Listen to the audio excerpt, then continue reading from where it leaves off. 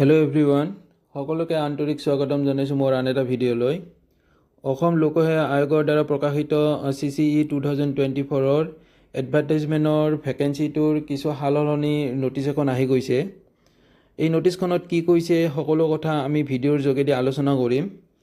ভিডিঅ'টো ভাল পালে লাইক, কমেণ্ট, শ্বেয়াৰ কৰি দিব আৰু চেনেলটো ছাবস্ক্ৰাইব কৰি দিব, যাতে আগন্তুক দিনত এনেকুৱা ইম্পৰ্টেণ্ট আপডেটবোৰ পাই থাকে।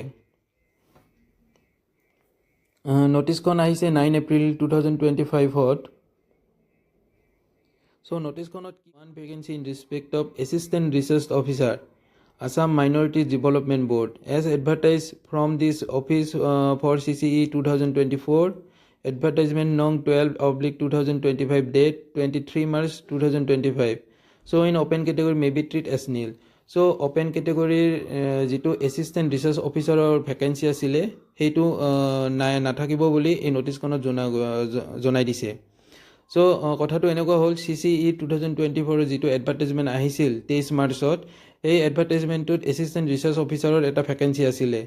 এই ভ্যাকেন্সিটো আছিল ওপেন ক্যাটেগৰি। সো এই নটিচখনৰ যোগেদি ভ্যাকেন্সিটো one vacancy in respect of Assistant Research Officer, Assam Minority Development Board, as advertised from this office for CCE 2024, advertisement nong 12/2025, date 23 March 2025. So in open category may be treated as nil. So open category যেটো assistant research অফিসাৰৰ vacancy আছিল সেইটো নাথাকিব বুলি এই নটিচখনত জনাই দিছে।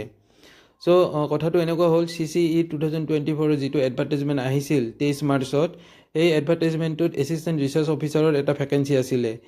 এই ভ্যাকেন্সিটো আছিল ওপেন ক্যাটেগৰি। সো এই নটিচখনৰ যোগেদি ভ্যাকেন্সিটো নাথাকিব বুলি জনাই দিলে। সো এইখিনি আছিল 9 এপ্ৰিলত অহা নটিফিকেশ্যনখন। সো কেণ্ডিডেটসকলে কিবা জানিব লগা থাকিলে কমেণ্ট বক্সত গৈ সুধিব পাৰে। সো ধন্যবাদ।